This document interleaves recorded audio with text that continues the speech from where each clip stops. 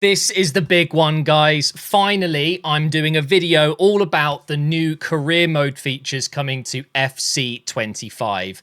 If you haven't seen yesterday's video, I talked about all of the additions to the game in general, talked about gameplay, the new rush game mode, and obviously my feedback having played the game. But today's video is all about career mode and player career mode. Hopefully you're excited. There is a lot to get through. It's going to be a long video. And I quote, the EA guys themselves said, this is the biggest update in years. And it's hard to disagree.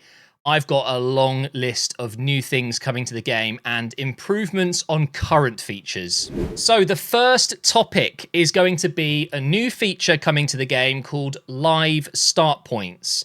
Now, this is a new way to play career mode, and more specifically, a new way to start a career mode. So this is an option that you will get at the start of loading up a career mode. You'll either be able to choose to start a brand new career mode from the start of Season 1, or you will be able to start further into the season. And what they're going to do is introduce kind of like a weekly updated live start point that you can jump into. So again, I've got lots of notes on my left, so apologies if I'm looking across. I don't want to miss anything, okay? So, fresh content all season long for both the men's and women's career mode. Yes, women's career mode is finally here, and we'll be talking about that more later. And it's available for both player career mode and normal manager career mode, so live start points will feature in both. And what you can do is either pick a current real team, or I noticed at the bottom, if you pressed square or whatever it is, X, whatever on Xbox, I play on a PS5 controller, so it's square. That is X, right? I'm pretty sure that's X on Xbox.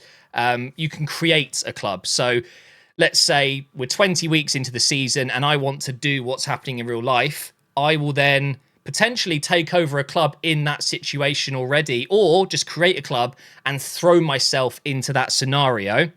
And obviously, if you're doing this in player career mode, you can pick a current player. Let's say Liverpool are 3 points off the top of the table with a couple of games to go, and you want to play as Mo Salah. You can then do that.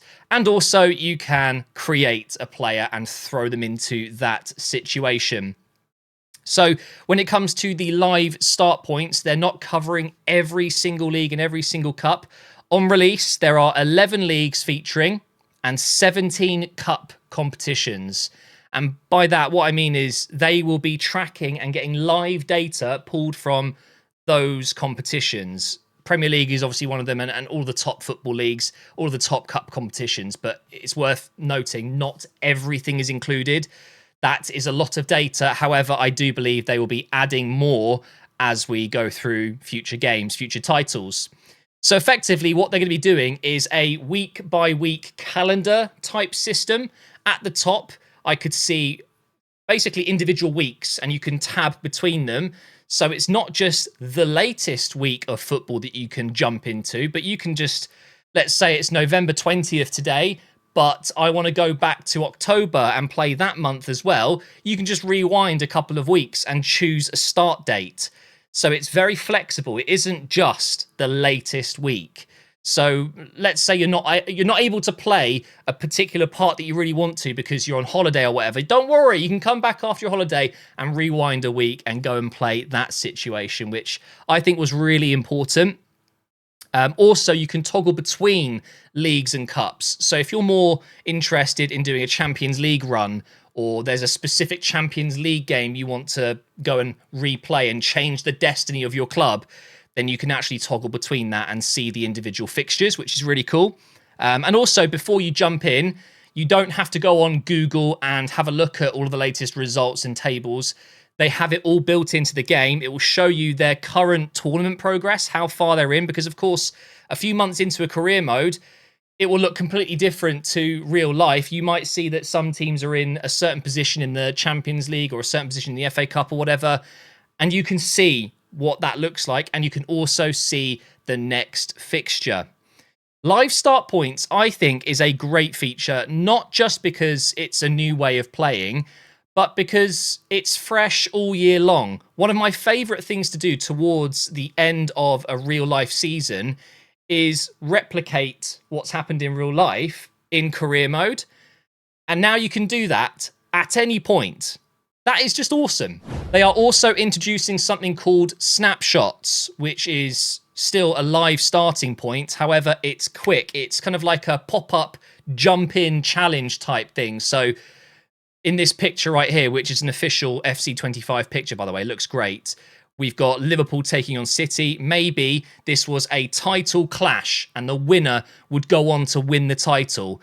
That could be a snapshot where EA will put it in the main menu, take on the challenge, who's going to win the title between City and Liverpool, and you literally just press X and you jump straight in. So it kind of gives you a quicker way to experience manager mode or player career mode, and you don't have to set everything up. It's just there, it's ready. Think of it as almost like a challenge. They could have called it live start point challenge maybe instead of snapshots. I don't know, but again, a really cool feature, just more ways of playing the game. So thank you, EA. And that covers the live start points and the snapshots. We've been talking about starting career modes. Let's continue that because we have customization up first. As you know, I'm a big fan of modding. I love adding things to career mode that don't exist.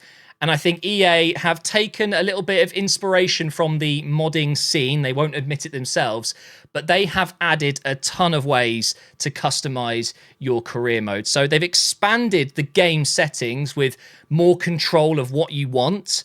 There's quick settings, match, simulation, training, transfers and scouting, and general settings. Those are all the tabs that you get as you're about to start a career mode. And what you can do within those menus is disable and enable features. So for example, you can add a transfer embargo, you can just disable training plans, you can disable scouting. And the interesting thing is, right, you would think it would just grey out certain parts of the game. So if you've disabled scouting, you will still see a scouting menu or, option, and it would just be something you can't click. But no, it actually removes it from the game. So if you're looking for a much lighter experience of career mode where you don't want all of the extra bits, you can quite literally do that. You can remove parts of the game before you start it by just turning it off in the customization options. And I think that's a really, really nice feature, because what we forget is there are people that love a more detailed version of any game they play, and they might want a much easier jump-in experience where it's not the fully detailed experience. And now you can do that.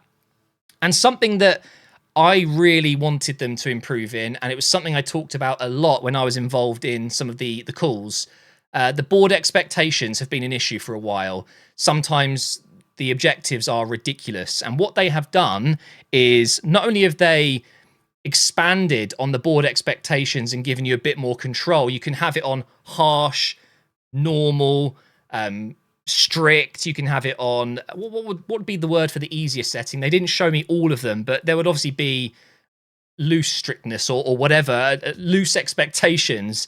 But get this, guys, you can just disable it. If you don't want any board expectations, if you think it's going to risk you potentially losing your job if you underperform, and you just don't want that in your game, just turn it off. Thank you. Thank you so much.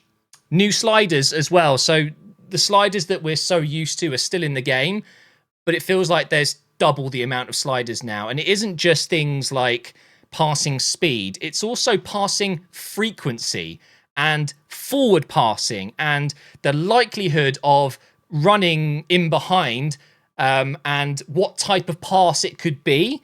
You can change how the CPU play completely with sliders, which I think is a really neat way to further customize your experience. And like I said, it isn't just, shot power, it's shot frequency. So if you feel like you're constantly having way too many shots on goal and you just want to tweak that slightly, well, you can. There's a slider for pretty much everything. And they've added a new feature called AI behavior. There's a toggle there as well, where you can have it either on tactical. So the AI behavior on tactical will be, you're facing Man City, you know what you're going to get with Man City. It's going to be a tiki-taka style of football because they've got Pep Guardiola. It's what they play. And when you look at a team before a match and it shows you what kind of tactical focus they've got, if you leave it on tactical, that's what they're always going to be.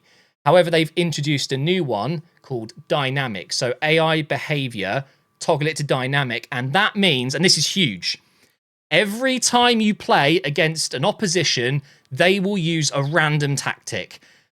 I mean, it might not be the most realistic thing because you're not maybe expecting Man City to turn up at the Emirates if you're playing as Arsenal and they start lumping the ball forward. But if you're just sick of using your own tactics against the same tactics every time you play a specific team, set it to dynamic, you can change it on the fly and you'll play a different team every time. They change their tactics. Obviously, there's only so many tactics available, but it keeps you guessing. And I think that is also something that I've really wanted, a way just to kind of randomize things so it doesn't feel so samey every time you play.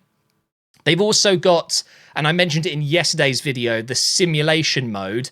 They've got preset sliders that they've built into the game themselves, and they've tested and they've been able to slow the game down maybe and adjust how it feels. So now we've got a true separation between Ultimate Team gameplay and career mode gameplay, and you can just opt in and out. You can have the normal sliders where they're defaulted to 50 on everything, or you can use their preset ones which they've built into the game to make it feel more true to real life, or of course you can just completely customize them yourself.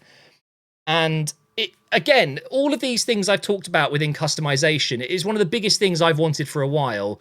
There's still work to do, by the way, and I'll do a video at some point talking about what I think it's missing. But it just feels like they've taken a little bit of inspiration from some of the modding community and the way we like to build career mode using mods, using techniques to just change things up and bring more variety. And them embracing that, again, they won't admit it because modding games is frowned upon, but they've definitely taken some inspiration. All we want is more control and more customization. The one thing I'm still waiting for is a database editor. I want to be able to go in and adjust anything I want to do with the players and the teams. Just go into, I guess, the foundations of the game. This is more surface level editing and customization, but I want to get deep in there. That is customization, and they've done a lot of work there. This is another topic I covered in yesterday's video, and I've been getting so many questions about it. For those of you who didn't want to watch the entire video, that's fine. It was well over half an hour, and this one's going to be even longer, I think. But match intros and pre-game cinematics are back.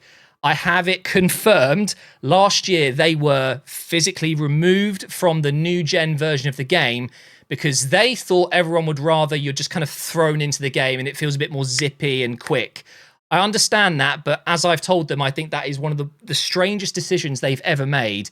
When you're playing career mode, you're there to build your own world. You want to be immersed into this world. The last thing you want is it feeling zippy, like you're just being thrown into a game.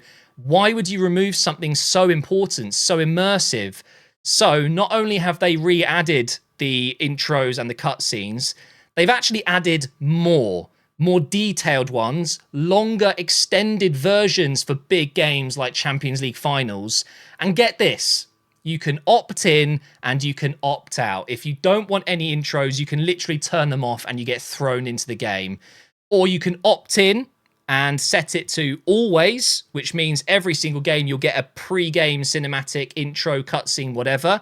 But if you turn it from always onto, I think it's dynamic, it will just give it to you sometimes. But also you can skip them at any point as well. So huge from EA. That is the biggest example of them listening to the community. They've rectified it. But I am disappointed that they're using this as kind of like a new feature when it isn't. It's just something that was removed and then brought back in. However, it is improved. So I'll give them that.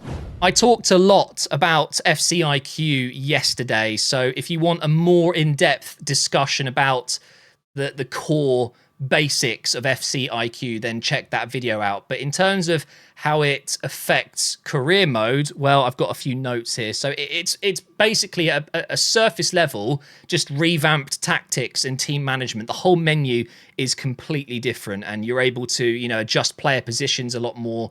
fine-tuned. You can have new positions like false backs. So you've got your left backs moving into midfield properly now. It's not just using instructions. They actually physically play as a midfielder. And you can select it to be with the ball, without the ball. It's all very cool, okay? But in terms of how it affects career mode, they've introduced something called tactical familiarity. And I'm sure you guys are familiar with that term in a different game. And what that means is when you build your team and introduce new players via transfers or the youth academy or whatever, each player you get is going to have a different familiarity, and you're going to have to train them to fit your system. And then you will get the full benefits of FC IQ. And effectively, this tactical familiarity, it's a scale of how well they're going to play in your system. So if they're playing at a basic level, their stats are going to be basic and they're not going to perform their duty at a very high level, but good enough, right? So you could play Rodri, who is one of the best defensive midfielders. You could play him as a box-to-box centre mid if you want, but he's not going to excel at it. He'll just be good at it, okay? But, and you'll see when you get players in your team, they will have a tactical plus or a tactical plus plus. If you train your players and mold them appropriately, they will gain benefits and you will see what they excel at. It will suddenly say better at midfield things, you know, good at cutting between the lines with passes. It literally shows you how improved they are once they have good tactical familiarity. So FCIQ is not only a fresh lick of paint in terms of the way you set your team up with tactics and positions, but it's really important that you mold your team more than ever using coaches, making sure you're training players appropriately for whatever position you want them to play in. And I think FCIQ might be one of my favorite things because, you know, and I've noted it here, it's huge for creating your own identity or matching what you're seeing in real life. I love starting a career mode with a team like Arsenal, or last season, I did Bayer Leverkusen. I loved the way they played. If I had FC IQ available, I could have completely designed what they do in real life and put it in the game. And I'm so glad that we can do that now. Moving on to the Youth Academy, and it's the biggest year for Youth Academy improvements in a long time. It's such a hot topic. It's one of the biggest parts of any career mode. Building your team using the Youth Academy, and they have got some big changes coming in. So the first point I'd like to make is they've added more countries for you to scout in. We now have a total of 160 countries. They've added a lot. So now more than ever, you can scout around the world. It's obviously not every country in existence, but we're getting there, you know. Maybe we'll get there in a couple of years. And I don't think it's necessarily vital, but it was very important that we represent the entire globe as much as possible. We need countries from all over the world because that's what football is all about. It brings the world together. So 160 countries. They've also allowed you to select up to 4 positions when you're scouting for a player. So you could literally select striker, right back, right wing if you wanted to. I don't know why you'd want to do that, but you can really narrow it down now. But not only 4 positions, but also 3 focused roles. So again, that ties in with the FC IQ and your tactical familiarity. You're going to want to scout Youth Academy players that fit what you're building. And now you can add 3 different focused roles and 4 different positions. One of the biggest additions this year is young players now look young. And I really mean it. You can tell when a player is a teenager. I haven't seen it with my own eyes, and they haven't actively talked about it with me. But I have to assume that these young players will grow into adults and then look like adults. I don't want a 30-year-old Youth Academy player after a few seasons still looking like a 19-year-old, you know? So I will get it confirmed at some point, but I think it's fair to assume that these young players, as soon as they hit 17, 18, 19, 20s and the low 20s, they will then change. But things like beards will not be on young players anymore. You're not going to really see any 6'7" giant centre-backs anymore when they're 14, 15 years old. So that's a huge improvement. Now, I talked a lot about Rush, and again, if you want to go and listen to my feedback and my thoughts on the new Rush game mode, click yesterday's video. It's on my channel. Rush is in every game mode. It's its own separate game mode, but it's also in every other game mode. And in career mode, Rush is specifically used in the Youth Academy. We are finally able to play with Youth Academy players. And get this, this is very wild. It's very out there. I wasn't sure about it when I first heard it months ago, but now it makes sense. When you play these 5v5 rush games with your Youth Academy players, you can choose to use your players at their current overall rating. So let's say it's mid-60s, and they'll play like mid-60s. Or you can go into the menu and toggle it to play your Youth Academy players at their full potential. So you could have the next Lionel Messi or the next Yamal or the current Yamal, I guess. And what that will do is that will make them play as 85, 90 rated, whatever their potential is at the time. So you can see what they're going to feel like later on. Obviously, they won't be as tall or as physical. But what a great way to just kind of play around with Youth Academy players. You might see one that you think, I'm not sure I like him. He's a bit low rated at the moment. Doesn't quite suit what I do. But I'll try him as his 88 rated potential, and you might love him. So it's a really good idea, and I'm very grateful it's something you can opt in and opt out of. I will probably always use them as their current rating. I don't like the idea of pretending, but some people might really enjoy that, so at least you can choose. But it's a really good idea. And these rush games, the 5v5 games that you do with Youth Academy players, there are rush tournaments every 2 months in career mode. And if you're able to win those tournaments with your Youth Academy, it will boost their development. So you want to play these tournaments. And I'm going to be completely honest with you guys. The rush game mode was genuinely really fun. I don't know how long it will last in terms of the actual drive to want to play these tournaments. And I haven't got confirmation if you can just simulate them and still win. I've got an inkling that maybe you either play them or you're not featuring in them at all. Otherwise, it could be a little bit cheesy, just simulating, oh, look, I won the tournament. Oh, look, my players have been boosted. So we'll see. But I like the idea. Every 2 months, a Youth Academy rush tournament, make sure you win it to get their development boosted. I don't know how much those boosts are going to be. I would assume it just speeds up their growth for that current season. I don't think it's just going to throw 3 overall ratings on them. That would be too much. But there are some of the Youth Academy changes. I think I've covered them all. Huge changes that really improve the realism, but also give you new ways to use it. Let's move on to women's career mode. That's right, it is included in FC25. You can start a career mode with a women's football team. And I need to make this very clear. It has all of the features. It has everything you've got in the men's career mode version. It's just with female players, female teams, and all of that good stuff. They've got the 5 biggest leagues and the Women's Champions League. So it's not as big of a world as the men's team. Of course, that's going to take them a long time to flesh it out. There are so many teams that maybe they don't have enough data on, and they want to get player scans, face scans, all of that stuff. But for now, 5 of the biggest leagues. As I said, all the features are the same. However, and it's a big however, the way you play the women's career mode is going to be very different because finances. I've been told, and I haven't seen it yet, but they have, and we all know it's just a fact, okay? There's a lot less money involved in the women's game. That's going to be reflected in FC25 women's career mode. There will be much less money available to you. You're going to be working on much tighter budgets. Negotiations are apparently going to be more strict, and they are going to encourage use of the Youth Academy because according to a lot of the women football specialists they've talked to and just women in general that really watch women's football, the Youth Academy system and using young players is massive in women's football because of the lack of money available. And obviously all the top players are going to be worth quite a lot of money compared to the average players.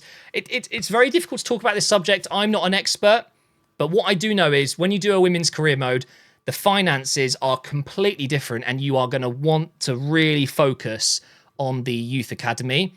And lastly, this is a really good idea and I'm very happy about it. They really want parity between the men and the women's career mode.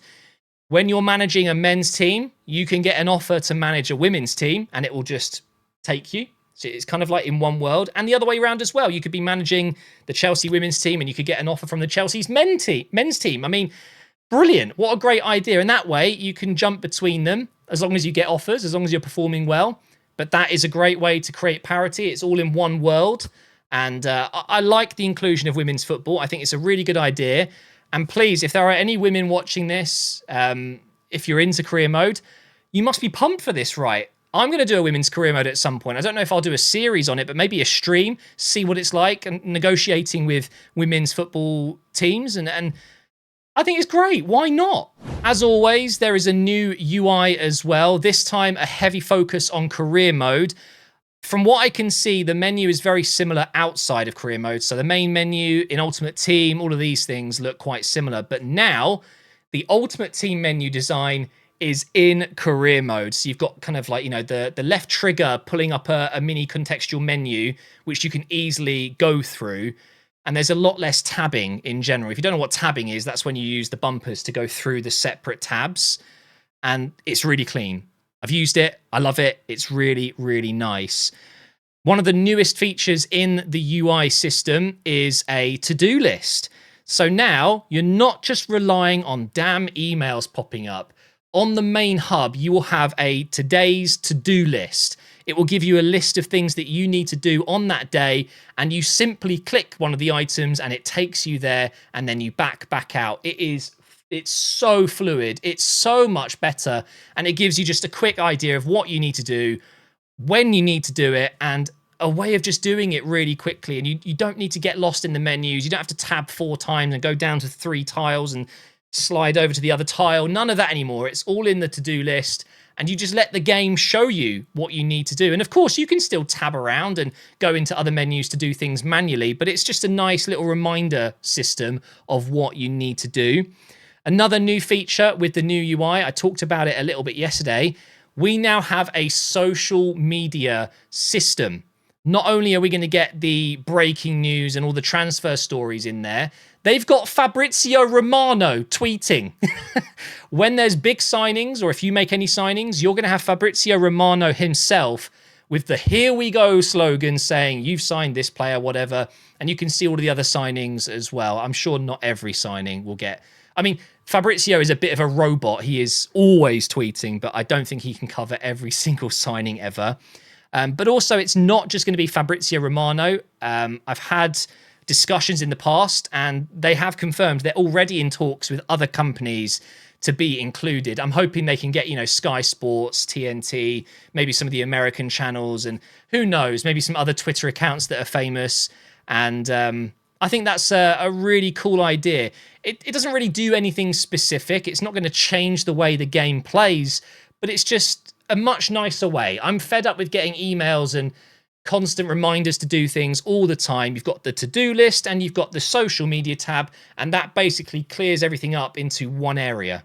Just a quick mention on something new, the morale meter. It's too easy to keep high in the current game, so they have adjusted how difficult it is to maximize your morale, and it's now harder to keep it high. You do actually need to think about it and approach it in a balanced way. You don't want to overly inflate egos. You don't want to make players complacent, but also you want to praise them and you want to dig them out when they haven't done so well. So the morale meter is going to be a little bit tougher. And press conferences are a little bit different as well. They now have more of a tactical focus. So you're going to get questions about your tactics, the opposition's tactics, and that is going to lean into FC IQ. It's going to effectively affect your FC IQ changes that you've made. I'm guessing, because I haven't seen it in action yet, if you're doing well in your press conferences and talking about tactics appropriately, it's going to help players build familiarity faster. Maybe it makes you more efficient with it. I'm not quite sure yet. But I think this is a really good idea as well. The morale thing, you know, I've taken the mick out of that so many times after a game where I'm literally just skipping through questions and bam, my morale meter's gone from low to high. That's not going to be the case anymore. Another topic that I covered in yesterday's video, but it's a big feature, so I want to talk about it again really quick. Cranium is a new technology they've put in the game, and it's going to come into future EA titles, by the way, not just FC. But what you can do is use Cranium It has more sliders and more options to build faces. Cranium is your head, your skull, and it's actually insane what you can do with it. You can recreate players so well, but that's not even the best bit. They are using the Cranium technology with AI to generate generic faces. So those players that you've got on your team that don't have real faces are now going to be AI generated using Cranium, and it recreates their faces, not perfectly, but a lot better. Some of the generic faces I saw in the alpha that I played looked freakishly similar. And don't get me wrong, it's not perfect. It's not like an artist has gone in and adjusted the cheekbones and done it all perfectly, but it's damn good. It's really good. And one of my pet peeves is generic faces and players not looking like their real life face at all. So that should alleviate some of that, and I'm really excited. And Cranium will be used in pro clubs when you create your pro, and you'll be able to make them more ugly than ever before. We've got 2 more topics to cover, and it's more of a focus on player career mode. So let's go through these. I'm not really the biggest player career mode fan, but I know a lot of people watch this, enjoy it. So maybe I'll do one this year. But one thing they've added is the ability to play with icons in player career mode. And I can tell you now, confirmed, the day 1 roster, the icons available are Pirlo, Van Nistelrooy, Kelly Smith, and Thierry Henry. All 4 players are available on release. And if you pre-order the game, and no, I'm not happy about that. This shouldn't be a thing. But if you pre-order the game, you also get R9 Ronaldo, Zinedine Zidane, and David Beckham. So if you're really excited about doing player career with icons and recreating their career in a current setting of modern football, I mean, imagine taking Zinedine Zidane into that Brighton side that you know and love from now. I mean, it might be interesting, right? Or just putting him in at Real Madrid and recreating his career. If that's something you want to do and you want to get these pre-order icons, then I recommend it because it'll be fun. I'm hoping there's going to be a way, maybe later down the line, that you can unlock more. I don't really like the fact they've put it behind the pre-order wall, but it's the modern gaming world, isn't it? That it is what it is. At least I can use my beloved Thierry Henry in the base game. But the thing is, I'm probably going to pre-order it. So that's something new coming to player career. And lastly, we have origin stories. So before you load into a player career mode, you're effectively going to have some options to adjust how you start your career mode with a created player or a player that's already in existence.